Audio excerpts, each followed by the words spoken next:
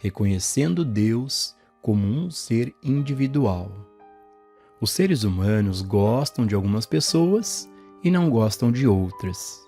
Eles confiam em alguns e desconfiam ou temem outros. Eles amam alguns e odeiam outros. Tudo isso porque sua consciência não foi iluminada sobre o assunto da impessoalização. Deus constitui o ser individual. Deus é a vida, a mente, a alma e o espírito de cada indivíduo. Quando essa verdade é aceita e realizada, todos os indivíduos se tornam instrumentos da bondade de Deus, e cada indivíduo é uma via ou um canal para a graça de Deus. Se olharmos com os olhos humanos, não acreditaremos e não veremos, mas se pudermos aceitar a revelação daqueles que foram iluminados espiritualmente através dos tempos, descobriremos que foi revelado que Deus constitui o homem, a mulher, a criança e o animal individuais. Portanto, somos todos um na irmandade espiritual. Uma vez que percebemos isso, somos capazes de despersonalizar o mal, porque sabemos que os traços de caráter do Sr. Jones, do Sr. Brown ou do Sr. Smith não são seus traços. Eles são a crença universal em dois poderes, a mente carnal. Eles são impessoais. Assim, nós os separamos do indivíduo que parece ser uma via ou saída para eles. Ao fazer isso, não apenas nos tornamos imunes às sugestões da mente carnal, mas muitas vezes curamos a outra pessoa. A compreensão da identidade espiritual, uma influência protetora. Muitos de vocês podem ter ouvido a história do banqueiro que foi tão treinado para compreender a natureza espiritual do homem que se tornou parte de sua mente e de sua alma perceber esta verdade em todas as situações. Todas as sextas-feiras à noite, esse homem costumava levar para casa uma folha de pagamento para entregar na fábrica no sábado pela manhã. Uma noite, ele saiu do banco com sua pasta cheia de dinheiro e, ao se aproximar de um terreno que ele tinha que cruzar, algo veio a ele que parecia dizer que ele tinha esquecido algo no banco. Então ele se virou e voltou, embora no momento não pudesse se lembrar do que havia esquecido. Ele sentiu, no entanto, que havia esquecido algo, mas quando entrou no banco, descobriu que, na verdade, não esquecera de nada. Ele não conseguia entender por que voltara para lá, porque, depois de procurar em tudo, não havia uma única coisa que ele tivesse esquecido ou deixado de fazer. Então ele trancou o banco e voltou para sua casa, chegando lá em segurança. Na manhã seguinte, ele leu no jornal que, naquela mesma rua, no terreno que esteve prestes a atravessar, houve um assalto, que ocorreu poucos minutos depois que ele voltou ao banco para encontrar o que pensou ter esquecido. Ele se perguntou se isso tinha alguma relação com o que lhe acontecera na noite anterior. E, quando os dois homens que haviam cometido o assalto foram pegos, ele pediu permissão para vê-los. Ele perguntou se o conheciam, e um deles disse: "Ó sim, você é o banqueiro. Você é o homem que procurávamos. Mas quando você veio pela primeira vez para a rua, deu meia volta e voltou. Não conseguimos chegar até você.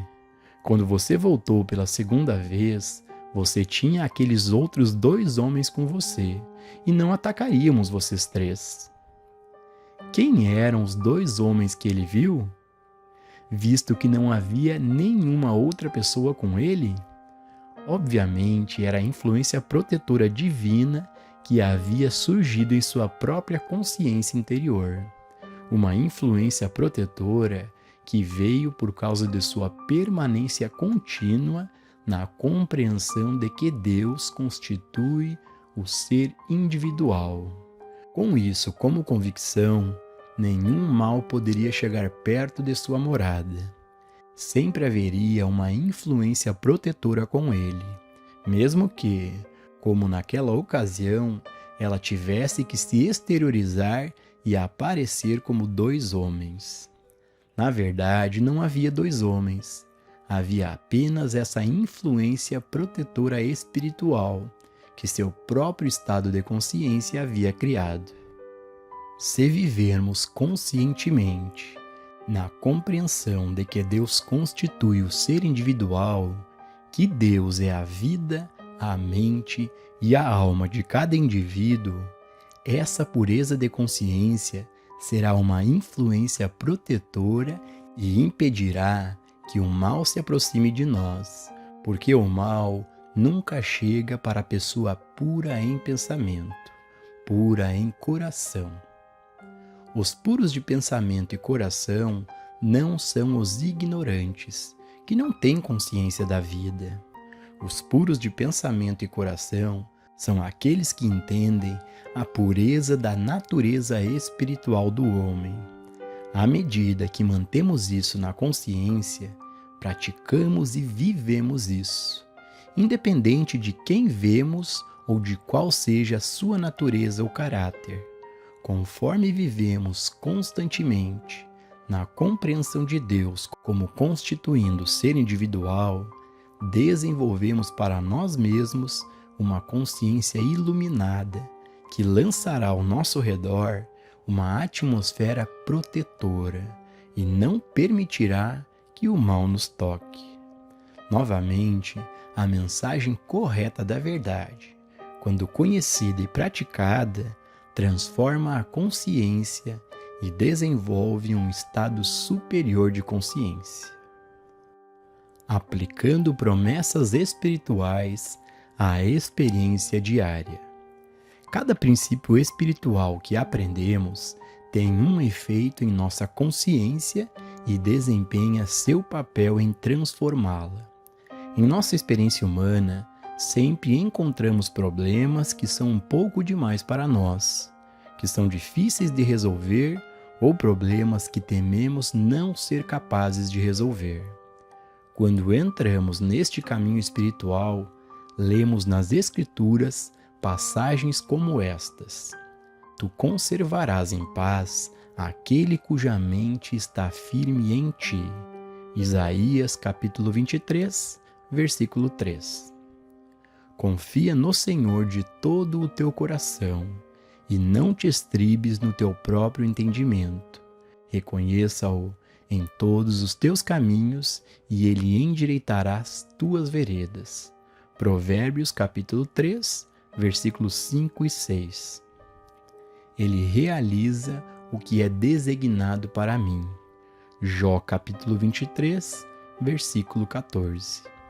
O Senhor aperfeiçoará o que me concerne. Salmos 138, versículo 8. Maior é aquele que está em vós do que aquele que está no mundo. João 1, capítulo 4, versículo 4. Se lermos essas passagens com frequência suficiente, memorizarmos algumas delas e em seguida aplicá-las a cada dia, à medida que um problema difícil surge, um problema que pensamos não ser capazes de resolver por nós mesmos, e nos lembramos: sim, mas eu sozinho não tenho que resolver isso.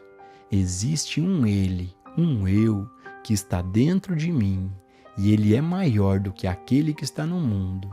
Há um ele, este um eu, que realiza o que me foi dado a fazer. Há uma presença que vai antes de mim para endireitar o caminho torto. Uma presença que prepara mansões para mim. Estamos sendo transformados na consciência de tal forma que um problema externo não é mais um problema apenas nosso, mas um problema nosso e do Pai.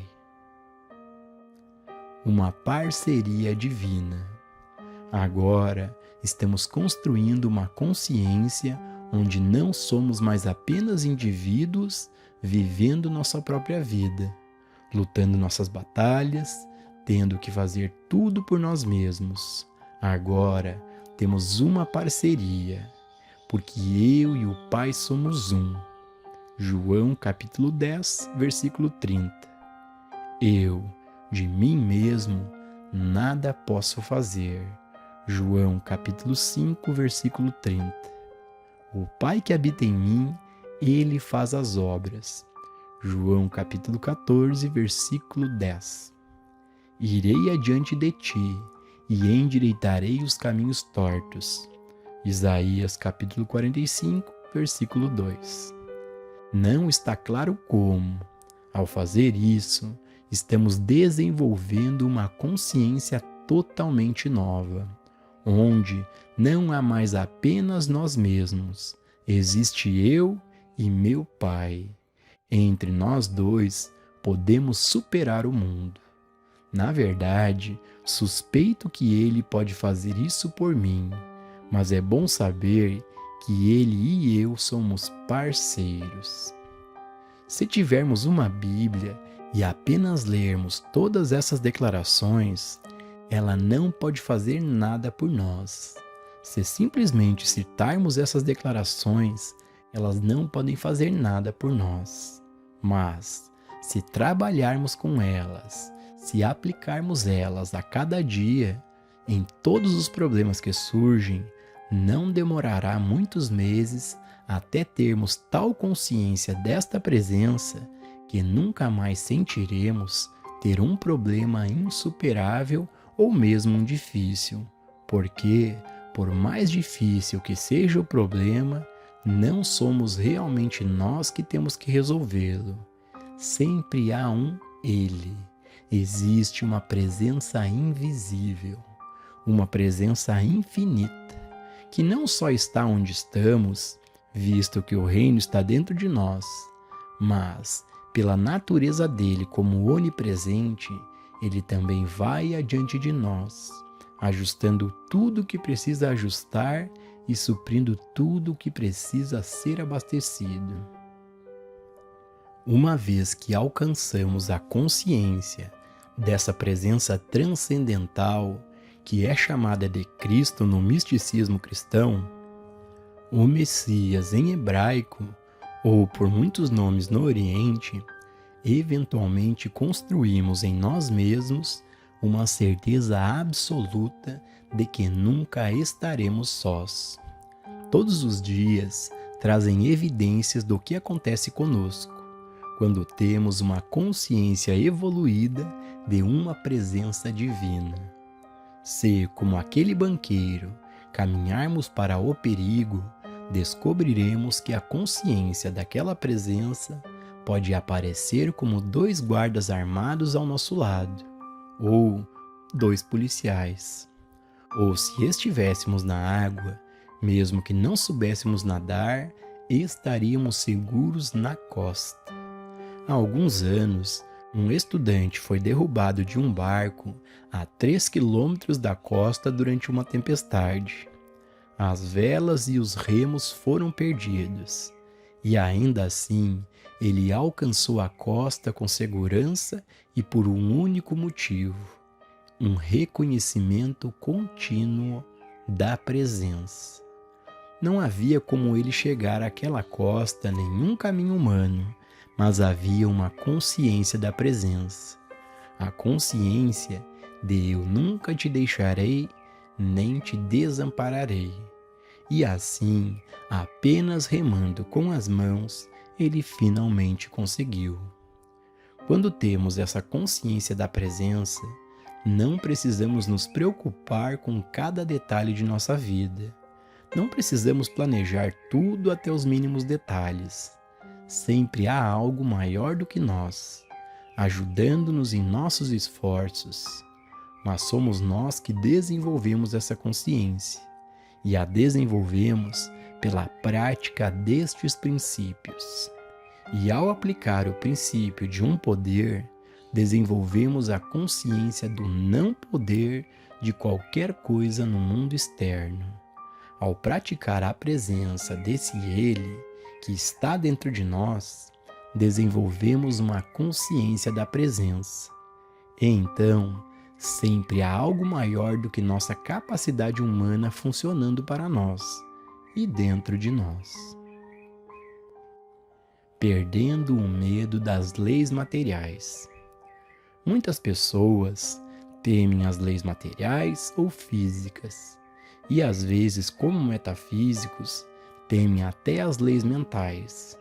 Mas não há razão para isso, porque se praticarmos fielmente o princípio de uma lei, de Deus como legislador, permaneceremos na compreensão de que a lei, em sua plenitude, é espiritual e é, portanto, tão perfeita e harmoniosa que nunca encontraremos ocasião para temer uma lei material, nem mesmo a lei do calendário, do envelhecimento. Mas somos nós que devemos conhecer a verdade. Somos nós que devemos praticar a correta mensagem da verdade, para que possamos desenvolver essa consciência. Perdendo o medo das pessoas e pelas pessoas. Para o mundo das aparências, nossos maiores medos são o homem e a potencialidade do homem para fazer o mal. Tememos aqueles que seguiram o caminho errado na vida. Tememos aqueles que entraram na arena da política com motivos errados. Tememos por nossos filhos quando estão crescendo, porque pensamos que podem ser desencaminhados e fazer coisas más. Tudo isso, entretanto, é dissipado à medida que adquirimos a consciência de Deus como ser individual. Apesar do fato de que as crianças podem parecer muito humanas, muito perniciosas e tudo o que os filhos eventualmente podem ser, todo pai deve levar para dentro de si a compreensão de Deus como constituindo alma, mente e o espírito deles, lembrando-se conscientemente de que até mesmo seus corpos são o templo do Deus vivo. Isso ajuda a manter seus corpos puros. Assim, o Pai constrói dentro de si uma tal consciência da vida de Deus, da lei de Deus e do Espírito de Deus como constituindo o indivíduo, que todos aqueles que estão dentro do alcance de sua consciência ficam sob sua graça em vez de sob a lei dos homens. O velho homem vive sob a lei. Esta consciência iluminada que buscamos e alcançamos em parte, acabará por trazer à tona a experiência que o Mestre Jesus tentou nos dar ao nos tirar da vida sobre a lei hebraica, para a nova vida que é viver pela graça. Devemos entender, antes de tudo, que o Mestre reconheceu 2 estados de consciência. Sua declaração em João capítulo 18, versículo 33 diz: "Meu reino não é deste mundo." Indicava claramente que para ele haviam 2 estados de consciência. A natureza desses estados de consciência são reveladas por João, porque a lei nos foi dada por Moisés, mas a graça e a verdade vieram por Cristo Jesus. Em João capítulo 1, versículo 17. É importante entendermos claramente o significado disso, porque isso também faz parte da meta que tentamos atingir no caminho espiritual e, em certa medida, estamos alcançando. Como seres humanos, vivemos inteiramente sob a lei. Somos governados por leis físicas e mentais, mas a maior de todas as leis é aquela que realmente causou estragos na vida da humanidade, que é a lei de como você semeia, assim colherá, aquela que foi chamada de karma ou lei kármica. Na verdade, a lei kármica é a mesma lei de como você semeia, assim colherá. Como fazemos ao outro, assim será feito a nós. Como seres humanos, vivemos sob essa lei. Cada vez que pensamos, sim, até mesmo pensamos em qualquer coisa desagradável sobre alguém, algo falso, malicioso ou sensual, colocamos em ação a lei do karma, a lei do como você semeia, assim você colhe.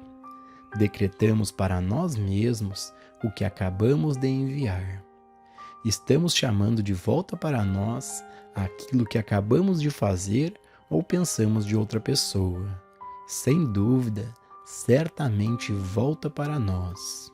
Na verdade, o Mestre Jesus disse que não precisamos necessariamente matar um homem para que o castigo volte para nós. Em Mateus capítulo 5, versículo 22 é dito: todo aquele que se irar sem causa contra seu irmão será réu de juízo. Em Mateus 5, 28 é dito: todo aquele que lançar um olhar de cobiça para uma mulher já adulterou com ela em seu coração. Só de pensar nisso. Esse é um remédio muito forte quando paramos para pensar o quanto nossos pensamentos às vezes ficam descontrolados pela raiva, pelo ressentimento, algo de natureza injusta, algo de natureza falsa, fofoca ou escândalo. Então, às vezes, nos perguntamos por que aconteceu isso ou aconteceu aquilo conosco e sentimos que não merecíamos. Mas agora sabemos, colocamos em ação o próprio mal que se abateu sobre nós. É assim que vivemos como seres humanos, mas o Mestre Jesus tentava nos elevar a outra consciência, onde esta lei não opera, onde não existe mais uma lei do tempo para nos afetar, uma lei da matéria, uma lei do veneno, uma lei dos germes ou uma lei do karma. Toda a sua missão era nos elevar a um estado de vida onde a lei não opera, onde o karma não opera. Os cristãos perderam totalmente o ponto e, portanto, nos últimos 1700 anos, o mundo cristão tem vivido sob a lei, em vez de sob a graça. Viver sob a graça. O que é a graça? A graça é viver em harmonia absoluta e completa em todos os setores de nossa vida. Viver sem força, sem poder, sem esforço, sem pensar, sem ganhar nosso sustento por conivência humana e sem merecer isso. A vida vem a nós como um presente de Deus, como herdeiros de Deus. Pense nisso e considere cuidadosamente esta passagem de Romanos. Porque a inclinação da carne é morte, a inclinação do espírito é vida e paz. Porque a inclinação da carne é inimizade contra Deus, pois não é sujeita à lei de Deus, nem em verdade o pode ser. Portanto, os que estão na carne não podem agradar a Deus. Vós, porém, não estáis na carne, mas no Espírito, se é que o Espírito de Deus habita em vós. Romanos capítulo 8, versículos 6 ao 9. Como seres humanos, não estamos sob a lei de Deus, nem sob a graça de Deus, sem receber o dom de Deus, a proteção de Deus ou o apoio de Deus. Mas, se é que o Espírito de Deus habita em nós, tudo isso é eliminado. E então, vivemos como herdeiros. Não lutamos por nada, herdamos tudo. Não nos esforçamos, nós o recebemos como um dom de Deus, como a graça de Deus. Isso que o Mestre Jesus ensinou, e o mundo tem estado muito cego para aceitar isso. Como saímos da lei para termos o Espírito de Deus habitando em nós, para que nos tornemos filhos de Deus e vivamos pela graça? O primeiro passo é revisar o Sermão da Montanha e ver o que o Mestre Jesus ensinou que deve ser abandonado. Em outras palavras, revisar aquela parte que lida com o que você já ouviu falar e depois aquela outra parte em que ele diz: "Mas eu, porém, vos digo". Precisamos ser conscientes, tentando cumprir aquele lado do Sermão da Montanha. Superando a semeadura e a colheita. Pode-se simplificar, compreendendo todos os dias e, se necessário, várias vezes ao dia, a seguinte contemplação: eu, de mim mesmo, nada posso fazer, seja mal ou bom. Eu, de mim mesmo, não desejo fazer o mal nem o bem.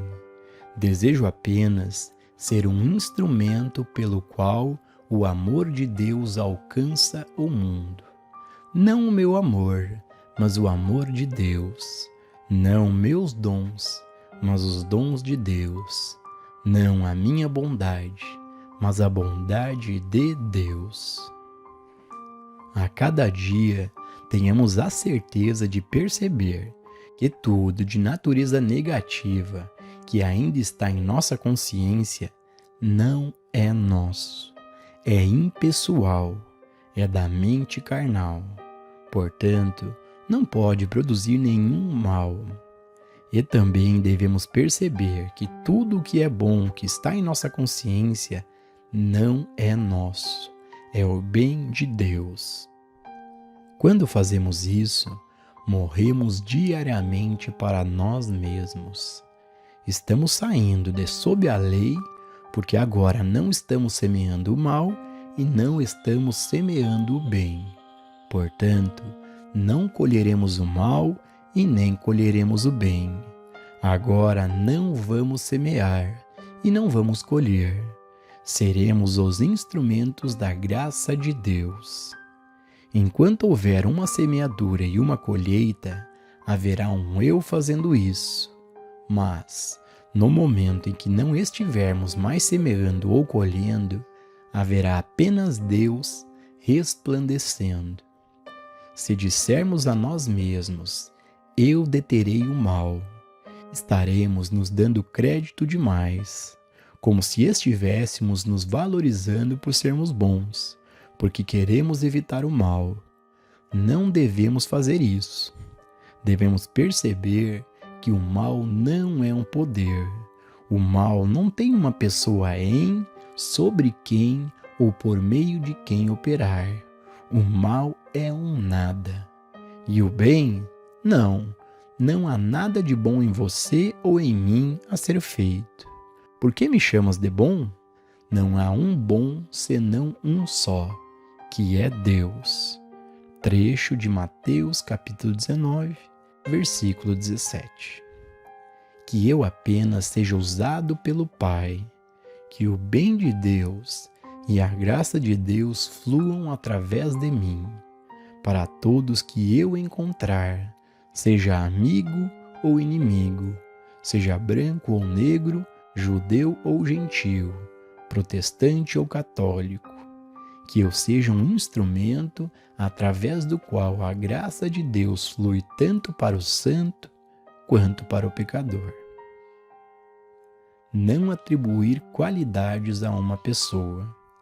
O Mestre Jesus nunca sujeitou ninguém a julgamento, exceto aqueles que estavam em altos cargos espirituais, aqueles que ele chamou de nomes ruins. Quando vemos alguém vestindo o manto de virtude e retidão em altos postos, mas sendo podre por baixo, provavelmente está tudo bem levar o chicote até ele e expulsá-lo do templo, e não de outra forma, porque aqueles em postos elevados que estão conscientemente fazendo o mal, às vezes precisam de um duro despertar. Mas, no geral, nos é seguro adotar o princípio de nenhum julgamento, de nenhuma crítica, nenhuma condenação, deixando que a graça de Deus flua para qualquer um e todos dentro do alcance de nossa consciência, perto ou longe, santo ou pecador. Saímos da lei e entramos sob a graça quando não mais atribuímos o mal a nós mesmos ou a outrem, mas sempre o despersonalizamos. E, acima de tudo, quando não atribuímos qualidades do bem a nós mesmos. Jamais nos enganemos acreditando que somos bons, que somos filantrópicos, que somos caridosos, que somos gentis, porque por nós mesmos não somos nada disso. Se essas qualidades estão encontrando expressão através de nós, é porque Deus está encontrando expressão através de nós. E todas essas qualidades pertencem a Deus. Se temporariamente qualquer parte do mal encontrar uma saída através de nós, não nos condenemos, mas imediatamente o despersonalizemos e percebamos que isso também não é nosso. É a mente carnal que temporariamente deixamos encontrar expressão, e nosso conhecimento disso é como se estivéssemos nos arrependendo. A impessoalização conduz à consciência superior. Arrependimento é a palavra que o Mestre Jesus nos deu. O arrependimento é o essencial. Arrependimento não significa usar pano de saco e cinzas ou ficar contra a parede de lamentações e chorar sobre nossos erros do passado. Arrependimento significa o reconhecimento de que somos culpados, juntamente com a declaração de que não pretendemos permitir que isso aconteça novamente enquanto isso estiver ao nosso alcance. Impessoalizamos o mal para não condenarmos a nós mesmos ou a outrem, mas também impessoalizamos o bem para reconhecer que tudo que flui através de nós ou de outro é realmente Deus encontrando saída e expressão. Dessa forma, passamos de viver sob a lei para viver sobre a graça de Deus.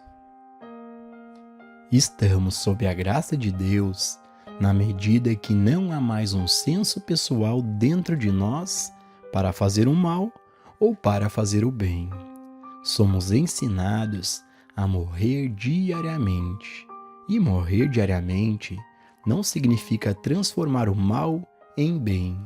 Significa deixar o sentimento pessoal do eu desaparecer o mais rápido possível, para que vivamos na consciência de que todo o mal que existe é impessoal, é um nada. Tudo o que existe de bom é a graça de Deus. Isso deixa o pequeno eu fora de cena. Que liberdade isso nos dá! Se estamos engajados em uma profissão ou em um negócio e percebemos que não somos dependentes da mente humana, mas que existe uma mente Cristo dentro de nós, pronta para agir por nós no momento em que nos aquietamos. Se continuássemos a viver a vida como se estivéssemos totalmente sozinhos, não poderíamos deixar de reconhecer as dificuldades que enfrentaríamos e, às vezes, a impossibilidade de as enfrentar. Há momentos em que nossos problemas não se dissolvem, mas é então que devemos ter um reconhecimento completo e claro de que existe um Pai dentro de nós e que Ele tem uma função. Existe um reino de Deus dentro de nós e Ele tem uma função. O Espírito de Deus está sobre nós e Ele tem uma função. Quando entramos em uma consciência devida que reconhece nossa parceria com o Pai e que, embora sejamos um, o Pai é maior do que nós e o Pai vai adiante de nós, estamos desenvolvendo a consciência transcendental, que é chamada de Cristo. Quando desenvolvemos essa consciência, descobriremos que as coisas deste mundo não se aproximam de nossa morada, pelo menos não na medida em que o faziam anteriormente. Um menino de 12 anos me escreveu uma carta algum tempo atrás, dizendo que seu trabalho na escola era bom, exceto na matéria de matemática. Em um determinado dia, ele enfrentou um exame e, quando olhou para as perguntas, ele sabia que estava perdido, porque não tinha as respostas.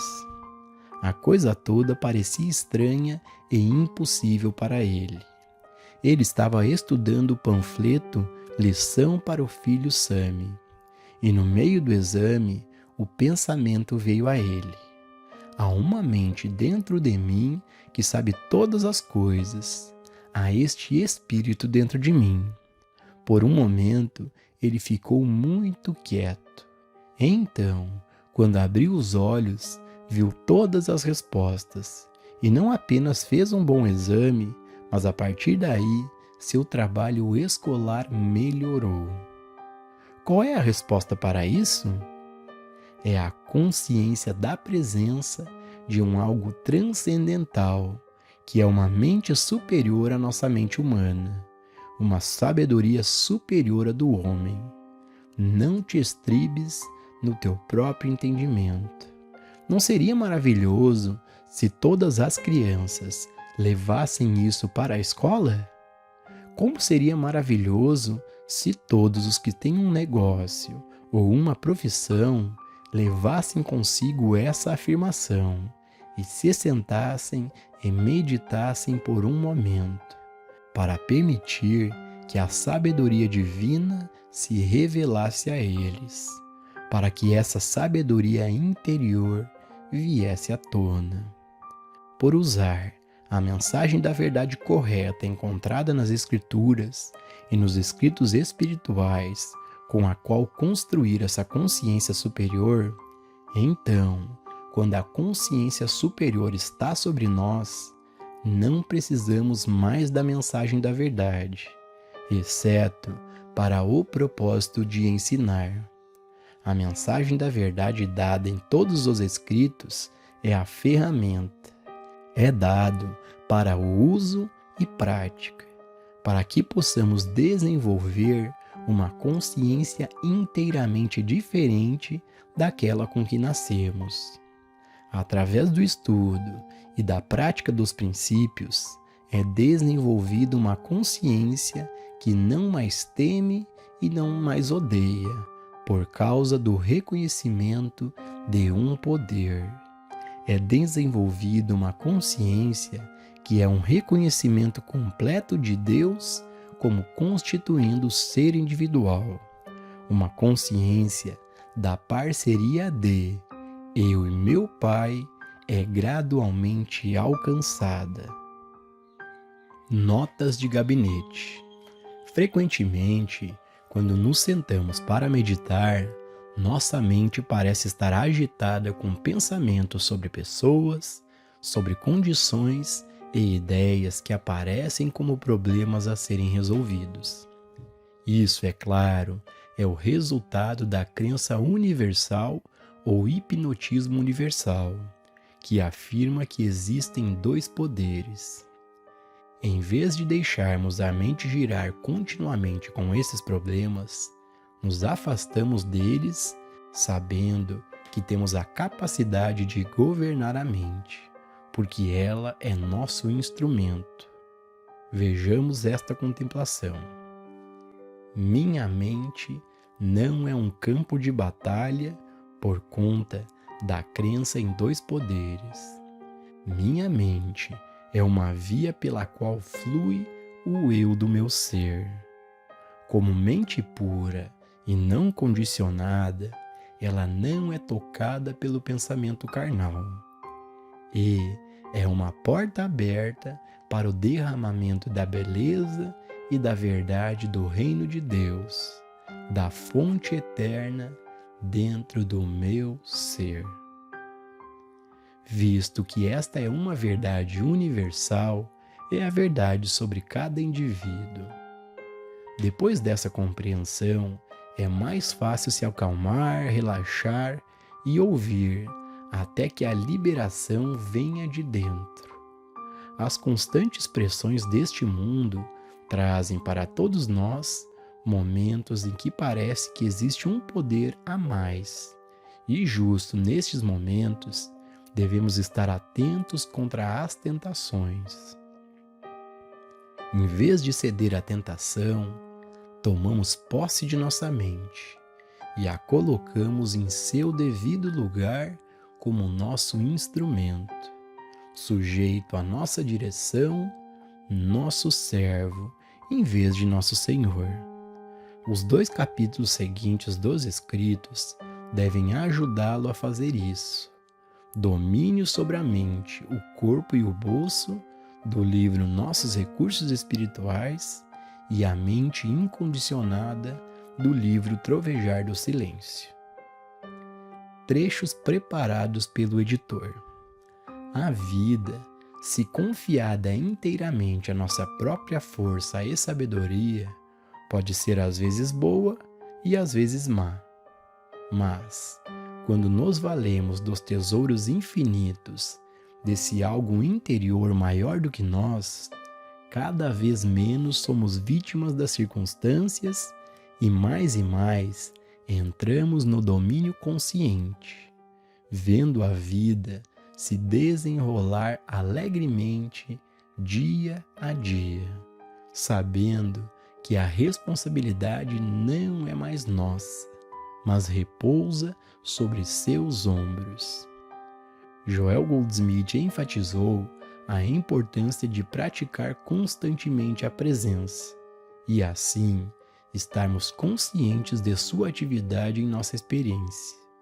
Os trechos a seguir mostram maneiras diferentes pelos quais podemos reconhecê-lo. Praticando a presença. Eu nada posso fazer por mim mesmo. É o Pai dentro de mim que faz as obras, e eu estou no Pai, e o Pai está em mim. Todo o ar que me rodeia é um oceano de Deus, e me preenche por fora e por dentro. Eu vivo, me movo e tenho meu ser neste oceano de Deus, neste mar de amor e sabedoria.